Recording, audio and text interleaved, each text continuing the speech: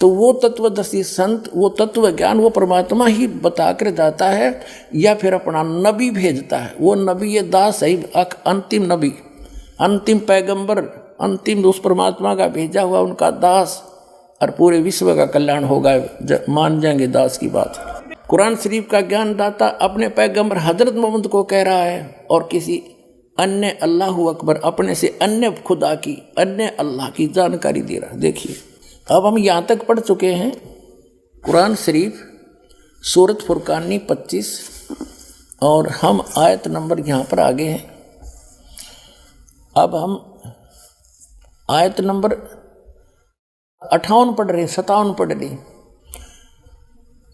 और ए पैगंबर, उस जिंदा जो तुझे जिंदा रूप में मिला था, इन्हें चैतन्य अर्थ कर दिया, उस जिंदा पर भरोसा रखो जो कभी मरने वाला नहीं, यानी अविनाशी है, और तारीफ के साथ उसकी पाकी बयान करते रहो।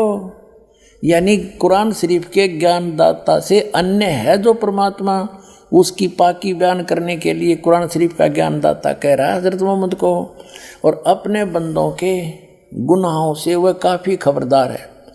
ये तो वो खबरदार यानी खूब जानता है तुम्हारे सबको जो जैसा करता है। और ये वही है जिसने 58 पढ़ ली, 59 आयत है, जिसने आसमानों और ज़मीन और जो कुछ उनके बीच में है सबको 6 दिन में पैदा किया, फिर तख्त पर जा बिराजा, तख्त पर जा बैठा।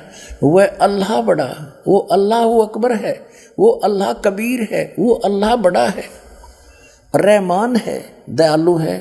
तो उसकी खबर किसी बाखबर यानी इल्म वाले से, तत्वदर्शी संत से पूछ देखो। अब आपको बताता हूँ थोड़ा सा पाक कुरान मजीद।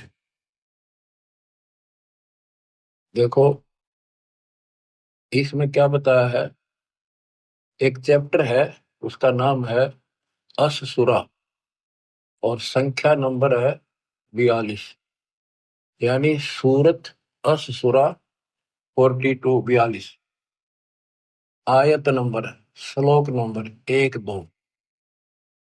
आयत नंबर 1 पर प्रथम में लिखा है आ मीम। आ माने है, मीम माने में है, और मैं, ये 2 अक्षर अलग अलग, जैसे क ख ए, ऐसे है और मैं। फिर दूसरी आयत में लिखा है एन सीन काफ।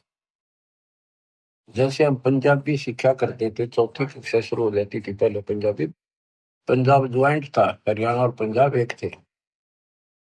तो पंजाबी की हम जब वर्णमाला सीखा करते थे तो कहते थे कक्खा गग्गा दद्दा गग्गा, ईड़ा ऊड़ा सस्सा मम्मा, यानी कक्खा क, गग्गा ग, तथा त, भद्दा द। तो कक्खा गग्गा क ख ग ऐसे सीखना पड़ता था। तो एन का अर्थ है ए, सीन का अर्थ है से, काफ का अर्थ है क।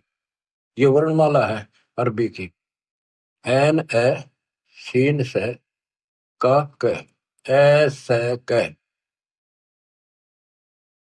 इसके अनुवादकर्ता ने, पाक कुरान के अनुवादकर्ताओं ने ये लिखकर छोड़ दिया है कि इन 2 आयतों का अर्थ तो अल्लाह ही जान सकता है। पाक कुरान के अनुवादकर्ताओं ने ये लिखकर छोड़ दिया है कि इन 2 आयतों का अर्थ तो अल्लाह ही जान सकता है। पाक कुरान के अनुवादकर्ताओं ने ये लिखकर छोड़ दिया है कि इन 2 आयतों का अर्थ तो अल्लाह ही जान सकता है, और कोई नहीं। ये क्या है, गीता अध्याय 17 श्लोक 23 में ओम तत्सत, ये 3 मंत्र। इनमें तीनों मंत्रा का पहला अक्षर है ए से क। जिनको तीनों मंत्र प्राप्त हो बच्चे आसानी से समझ देंगे। ये वो मंत्रों का केवल पहला अक्षर लिख रखा है, इसमें थीम। तो ऐसा कहते के हासिल होना था, ओम तत्सत से क्या हासिल होना था, इसकी एब्रीविएशन निकली सारी। अब इसको सारे से विस्तार से करा, अब पता चला ये सूक्ष्म भेद में पहले ही था। बच्चों आँख खोलो, दास कौन है? आँख खोलो, दास कौन है? आँख खोलो। दास कौन है?